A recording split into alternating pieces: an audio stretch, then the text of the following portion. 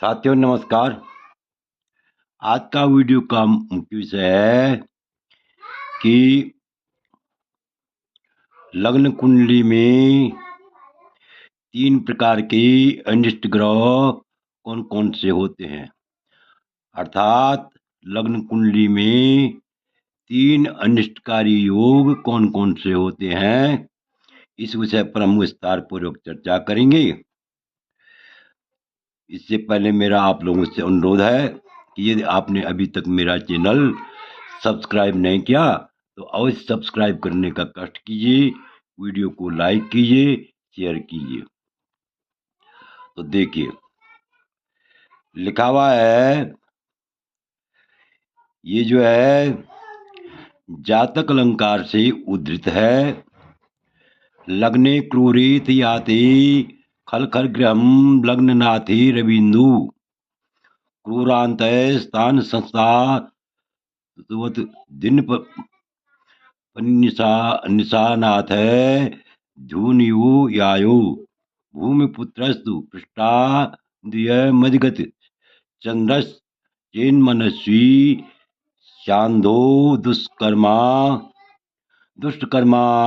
पर भवन रत पुरुष है क्षीण काय। तो ध्यान से देखिए, यहाँ पर लिखा हुआ है,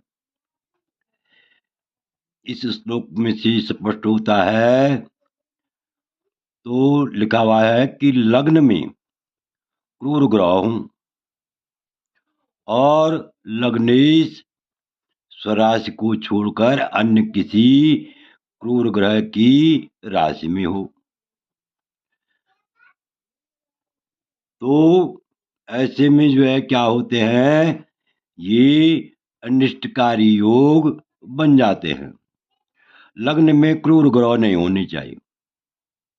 यदि लग्न में क्रूर ग्रह हो और लग्नेश अपनी राशि को छोड़कर भी अन्य किसी क्रूर ग्रह की राशि में हो तो ऐसे में क्या होता है, यानी अनिष्टकारी योग बनता है।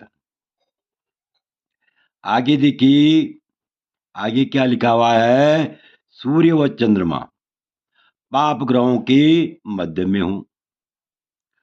सूर्य भी और चंद्रमा भी यदि क्या हो, पाप ग्रहों के बीच में हो, वहां फंसे हुए हो तो ऐसे में भी जो है अनिष्टकारी योग होते हैं। आगे देखिए, सूर्य लग्न या चंद्र लग्न से सप्तम में मंगल हो, अर्थात जन्म कुंडली में लग्न से या चंद्र लग्न से, यानी लग्न से या चंद्र लग्न से सप्तम में क्या हो, मंगल हो और बुध पृष्ठोदय राशि में हो। पृष्ठोदय राशि किसे कहते हैं, ध्यान से सुनिए। मेघ, वृक, कर्क, धनु और मकर, ये 5 राशियां क्या होती हैं, पृष्ठोदय राशि होती है। पुनः देखिए, पृष्ठोदय राशि होती है मेघ राशि 1, वृक राशि 2, कर्क राशि 3, धनु राशि 4 और मकर राशि 5। इन राशियों में बुध क्या हो, यदि इन राशियों में हो तो ऐसा मनुष्य क्या होता है, स्वेच्छाचारी, मन मर्जी का काम करने वाला, किसी की बात सुनने वाला नहीं होता है।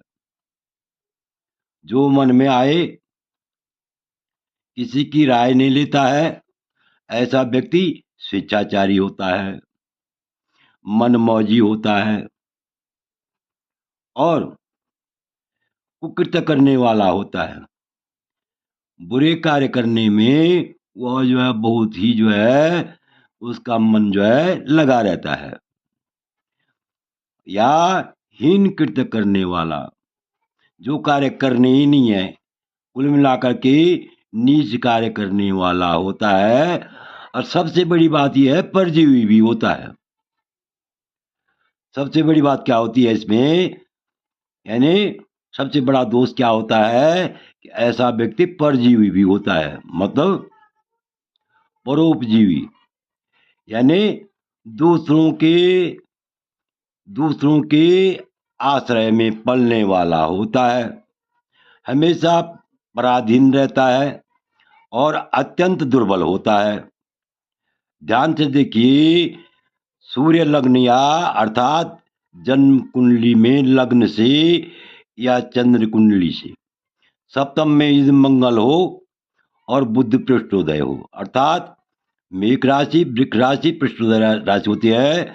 मेष राशि, वृक्ष राशि, कर्क राशि, धनु राशि और मकर राशि यहाँ हो तो मनुष्य क्या होता है, स्वेच्छाचारी होता है, मनमौजी होता है और बुरे कार्य करने वाला होता है, कुकर्मी होता है और हीन कृत्य मतलब नीच कार्य करने वाला होता है और दूसरों पर आश्रित रहता है। और जहाँ रहता है, जिस पर आश्रित रहता है, उसी परिवार को वह क्या कर लेता है, कोकला भी कर लेता है, अर्थात कृतघ्न भी होता है और अत्यंत दुर्बल भी होता है। आगे देखिए, यदि लग्नेश स्वयं पाप ग्रह में हो और वह लग्नेतर स्थान में स्वराशिका को छोड़ करके किसी पाप राशि में बैठा हो तो भी जो है प्रथम योग घटित होता है। तो इस प्रकार से हम कह सकते हैं लग्न लग्नेश सूर्य व चंद्र पर जितना पाप प्रभाव होगा, यानी पाप ग्रह होंगे, तो उसी अनुपात से ही मनुष्य क्या होता है, अत्यंत निर्धन होता है और अकिंचन मतलब कंजूस भी होता है। क्या होता है, कंजूस भी होता है और असहाय होता है तथा पीड़ित होता है। तो ध्यान से देखिए, इस प्रकार से आप समझ गए होंगे कि सूर्य लग्न या चंद्र लग्न से सप्तम में मंगल हो और बुध पृष्ठोदय राशि में हो, मेघ वृक्ष कर्क दोनों मकर में हो, तो मनुष्य जो है स्वेच्छाचारी होता है, मनमौजी होता है और कुकृत्य करने वाला होता है, नीच कर्म करने वाला होता है और दूसरों पर आश्रित रहता है और स्वयं भी क्या करता है, वो स्वयं भी वह जहाँ खाता है वहीं खोता है। तो इस प्रकार से यह अनिष्टकारी योग होते हैं। लग्नेश, यदि लग्नेश स्वयं पाप ग्रह से युक्त हो और लग्नेतर स्थान में स्वराशि को छोड़कर किसी पाप राशि में बैठ गया हो, तो इस प्रकार से जो है ये अनिष्टकारी, ये भी क्या होते हैं, अनिष्टकारी योग होते हैं। तो इस प्रकार से आशा है कि आप इस वीडियो को भली बात समझ गए होंगे। आपसे अनुरोध है कि यदि आपको यह वीडियो अच्छा लगे तो मेरे चैनल को अवश्य सब्सक्राइब कीजिए, वीडियो को लाइक कीजिए, शेयर कीजिए।